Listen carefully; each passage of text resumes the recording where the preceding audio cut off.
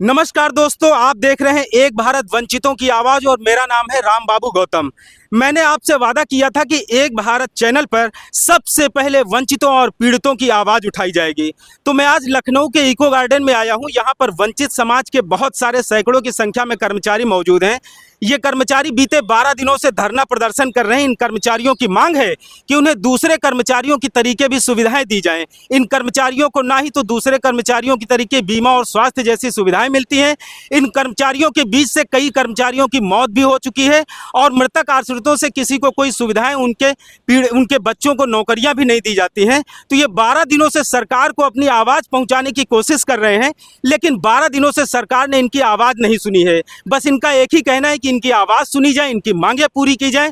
तो आइए मैं कुछ कर्मचारियों से उनसे बात करता हूं, आखिर उनकी क्या मांगे हैं, उनके क्या मुद्दे हैं और वो सरकार तक अपनी क्या बात पहुंचाना चाहते हैं। सबसे पहले आप अपना नाम बताइए। जी, भातराव अम्बेडकर नाम है मेरा। हम लोग लगातार इस कड़ाके की ठंडी में 12 दिन हो गए आज हम लोग धरना देते हुए।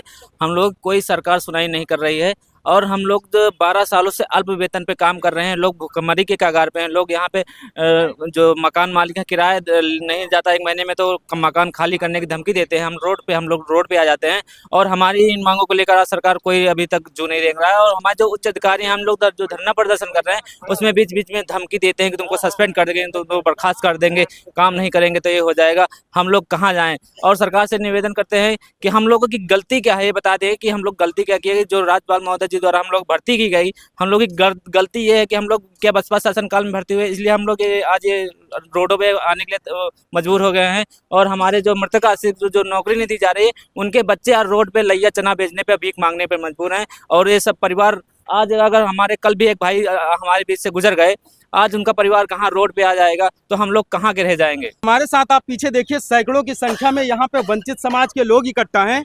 ये लोग आज सरकार से अपना हक मांगने आए हैं, अपनी आवाज उठाने आए हैं। ये लोग चाहते हैं कि सरकार उनका हक दे, उनका वेतन दे, उनकी सैलरी दे, उनकी आवाज सुने। यहाँ पर भीषण ठंड में सैकड़ों की संख्या में इको गार्डन में लोग धरना प्रदर्शन कर रहे हैं। हमारे साथ कुछ लोग बातचीत करने के लिए तैयार हैं। इनका मकसद ये है कि सरकार इनकी बात सुने। तो आइए मैं बात करता हूँ। हमारे साथ एक कर्मचारी हैं जो धरना प्रदर्शन दे रहे हैं। जी बताइए, आपका क्या नाम है? मेरा नाम अशोक कुमार है जी। मुझे 12 साल हो गए। आप सबसे पहले हमें ये बताइए कि आप यहाँ पर कितने दिनों से धरना प्रदर्शन दे रहे हैं? ये 12 दिन हो गए आज धरना करते हुए कोई सुनने तक को नहीं आ रहा। अंधे लूले लंगड़ों की नहीं सुनी है सरकार। हमारे बाबा के राज में कटोरा है मेरे हाथ में, बाबा तेरे राज में कटोरा है मेरे हाथ में। लूले लंगड़े हम बिल्कुल ऐसी पड़े कड़ाके की ठंड में। ओ करीब 1300-1400 को हमको गेटेड पे दिया जा रहा। 1300-1400 पूरा कहीं नहीं है, खत्म कर दिया गया है, लेकिन हमको जबरदस्ती दिया जा रहा, जबरदस्ती कर दिया जा रहा है। कुल वेतन अभी आपको इस समय खाते में सरकार कितना दे रही है? करीब वही 25-25 हज़ार मिलता है बस। और इसके अलावा सामाजिक सुरक्षा, सोशल सिक्योरिटी के नाम पर आपको चिकित्सा और आपको मेडिकल सर्विसेज, दूसरी इंश्योरेंस वगैरह, ये सब सुविधाएं आपको मिलती हैं कि नहीं मिलती हैं? इनमें कुछ नहीं मिलता, हमको कुछ नहीं मिल रहा है, कुछ नहीं। अगर मिलता तो मेरे 200-150 कर्मचारी क्यों मर जाते वो। ये कर्मचारी पार्कों और स्मारकों में काम करते हैं। तो आइए हम इनसे बात करते हैं, आखिर इनकी मांगे क्या हैं। और मैं आपको बता दूं, ये कर्मचारियों का प्रतिनिधिमंडल है। अभी इसके पहले मैंने कर्मचारियों से बात की थी, लेकिन ये उनके रिप्रेजेंटेटिव हैं जो सरकार तक बात पहुंचाते हैं। तो आइए जानते हैं आखिर इनकी मांगे क्या है। इनका नाम क्या है? मेरा नाम कौशल किशोर आदित्य है। मैं 4th क्लास कर्मचारी हूँ। आज मेरा 12वां दिन है। हम निरंतर जो है यहाँ पर बैठे हुए हैं। 2 बार वार्ता के लिए भी गए, लेकिन सफल वार्ता नहीं हुई। दोनों बार हम लोगों को कमरे में बुला करके धमकाया गया, सस्पेंड कर देंगे, बर्खास्त कर देंगे इन लोगों को। ये धमकी किसकी तरफ से दी गई? अधिकारियों की तरफ से, मुख्य सचिव या फिर दूसरे जो अधिकारी थे? देखिए, एलडीए में आवास शहरी नियोजन जो प्रमुख सचिव हैं हमारे, वो छुट्टी पर हैं और उनके स्तर पर जो है बैठे हुए हैं, जिनको कार्यभार दे रखा है, वो सचिव हैं रणवीर प्रकाश जी, सचिव आवास शहरी नियोजन। उनके कार्यालय में हमारे लखनऊ विकास प्राधिकरण सचिव जो हमारे स्मारक समिति के मुख्य प्रबंधक हैं और प्रबंधक प्रशासन हमारी स्मारक समिति के, इनकी उपस्थिति में जो है वहाँ पर हम लोगों का नाम, आईडी, किस परिक्षेत्र में आप तैनात हैं, ये सारा कुछ तुरंत बोले इनका नोट करिए, पूछ के, और इनकी फाइल चलाइए, सस्पेंड करिए, बर्खास्त करिए।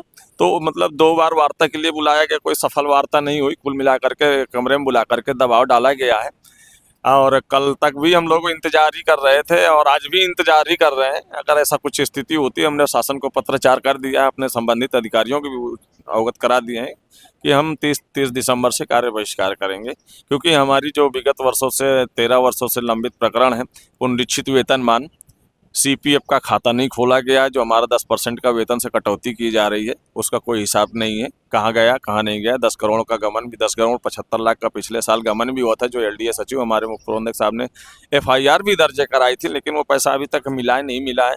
बैंक ने गारंटी के तौर पर चेक दी है कि यदि बैंक दोषी पाई जाएगी तो उस कंडीशन में बैंक भरपाई करेगी, नहीं दोषी पाई जाएगी तो 10 करोड़ 75 लाख गया हमारा। तीसरी चीज़ ये है कि हम लोगों को मेडिकल की सेवा मिलनी चाहिए। 13 साल हो गए हम लोगों को जो है स्थायीकरण और अगली पदोन्नति भी होना चाहिए, हम लोगों का पदोन्नति भी नहीं हुआ है। चौथी मांग ये है कि हम लोगों को 167 कर्मचारी हमारे अभी तक खत्म हुए थे, कल एक कर्मचारी हमारा और ख़त्म हुआ है, और 10 दिन से एक कर्मचारी भाई हमारे बीच में बैठ रहा था। जिस तरीके से शासन के द्वारा दबाव बनाया जा रहा है कि सस्पेंड कर देंगे, बर्खास्त कर देंगे, इनका वेतन होल्ड किया जाए, तो उसके दबाव में आकर के कर्मचारी डर से मानसिक डिप्रेशन में कि 25,000 रुपये मेरा वेतन है तो मैं कैसे खान पान चला पाऊंगा, वो होम लोन लेकर के मकान भी बना रखा है तो होम की लोन की किस्त कैसे जमा करेंगे, उस पर डिप्रेशन में आकर के कर्मचारी ने गलत कदम भी उठा लिया, जो सोचने समझने की क्षमता खत्म हो गई थी। उसने फिनाइल भी पी लिया, पॉइजनिंग किया, तो जो है हमारा आदमी जो है वो लोग बंधु में एडमिट भी है। हम कल गए थे उसको देखने के लिए। तो ये स्थितियां हमारी बड़ी गंभीर है। कल हमारा एक कर्मचारी भाई भी खत्म हो गया। दिन प्रतिदिन संख्या बढ़ती जा रही, इस तरीके से मानसिक डिप्रेशन में हमारे कर्मचारी भाइयों को डाला जा रहा है। इसमें संबंधित अधिकारी ही दोषी हैं हमारे। तो आपने दो चीजें बहुत, अभी तक मैंने आपसे बातचीत में दो चीजें बहुत महत्वपूर्ण पाई हैं। एक तो आपने बोला कि एलडीए में ये स्मारक प्रबंधन समिति है, वो लोग आपकी मांगे मानने के बजाय, आपका जो पीएफ कटता है वो देने के बजाय ये धमकियां क्यों दे रहे हैं? बस यही तो समझ में नहीं आ रहा है कि लगभग 700-800 करोड़ रुपया हम लोगों का जो सीपीएफ का पैसा 2011 से अभी तक का कटौती हुआ है, वो एकत्रित हुआ है। ये भिन्न भिन्न बैंकों में जो है एफडीआं कराते फिरते हैं, और उस पर जो है जो बैंक अच्छा इंटरेस्ट देती है तो उसका जो इंटरेस्ट की मलाई खाने के चक्कर में जो है ये लोग सीपीएफ का खाता नहीं खोलना चाहते हैं। और धीरे धीरे हमें तो लग रहा है जैसे 10 करोड़ 75 लाख रुपया गमन हुआ है, तो इस ऐसा हमको प्रतीत हो रहा है कि लग रहा है ये 700-800 करोड़ रुपया घोटाला कर चुके हैं ये, और ये इसीलिए खाता भी नहीं खोलना चाहते हैं, क्योंकि सब गोलमोल जवाब दे रहे हैं। इसमें एलडीए बीसी और मुख्य प्रबंधक प्रशासन और वित्त प्रबंधक भी सम्मिलित हैं। तो इससे हम लोगों को स्पष्ट लग रहा है कि हम लोगों का पैसा जो है डूब गया। जो हम लोगों ने बच्चों का पेट काट के, अपना पेट काट करके बुढ़ापे के लिए 10% की कटौती करा रहे थे, कुछ समझ में नहीं आ रहा कि आखिर है क्या। माननीय मुख्यमंत्री जी का ध्यान आकर्षित कराना चाहता हूं मैं स्मारक समिति की तरफ भी, कि एक बार वो अपनी दृष्टि इधर भी दर्शाएं और जो दोषी अधिकारी हैं उनके विरुद्ध कठोर कार्रवाई करें और हमारी जो मांगे हैं उनको पूरा करवाएं। हमारे साथ एक और कर्मचारी प्रतिनिधिमंडल के सदस्य हैं। जी, आप बताइए।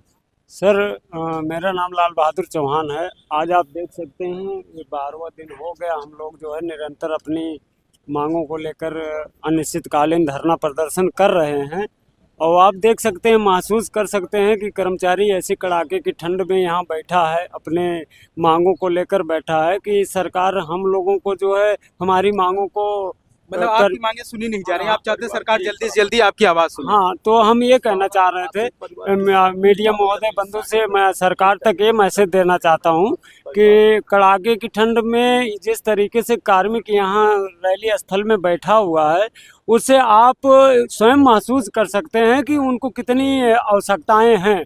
और दूसरी चीज़ मैं बता दूं कि हम पूर्व की सरकार बहन कुमारी मायावती जी के जो है भर्ती किए हुए हम लोग कर्मचारी हैं, उन्होंने हमको अस्तित्व में लाया, और हमारी जो सेवा नियमावली है, सेवा नियमावली राज्यपाल द्वारा, परिवार का भी दे दीजिएगा। हमारी जो सेवा नियमावली है वो राज्यपाल द्वारा स्वीकृति उसको प्रदान की गई है। और नियमावली में सर ऐसी व्यवस्था उन्होंने कर रखी है, ऐसी व्यवस्थाएं दी गई है, उसमें ये स्पष्ट जो है लिखा है कि इन कर्मचारियों को वही वेतनमान मिलेगा जो शासन निर्धारित करेगा। और एक चीज़ और भी उस नियमावली में ये भी चीज़ लिखा है कि राज्य कर्मचारियों की भांति जो सेवाएं उनको प्रदान की जाएंगी समय समय पर, वही स्मारक समिति की हमें भी मिलेंगी। तो कहने का मतलब है ये तो वहाँ राज्य कर्मियों का और जो है शासन प्रशासन का हवाला दे देते हैं। और एक चीज़ और बता दें, सेवा नियमावली में उन्होंने एक बोर्ड का भी गठन किया है। बोर्ड का काम ये है कि जो सेवा नियमावली में हमारे लिए चीज़ें नहीं हैं अगर हमारे हित में बोर्ड कोई अलग से निर्णय लेता है तो वही फाइल जो है शासन में मुख्यमंत्री के टेबल पे अनुमोदन के लिए जाएगी। लेकिन जो नियमावली के क्रम में व्यवस्थाएं दी गई हैं उन व्यवस्थाओं से भी हमको वंचित रखा गया है। इन कर्मचारियों के बीच से कई कर्मचारियों की मौत भी हो चुकी है और मृतक आश्रितों से किसी को कोई सुविधाएं, उनके बच्चों को नौकरियां भी नहीं दी जाती हैं। तो ये 12 दिनों से सरकार को अपनी आवाज़ पहुंचाने की कोशिश कर रहे हैं, लेकिन 12 दिनों से सरकार ने इनकी आवाज़ नहीं सुनी है। बस इनका एक ही कहना है कि इनकी आवाज़ सुनी जाए, इनकी मांगे पूरी की जाए। धन्यवाद।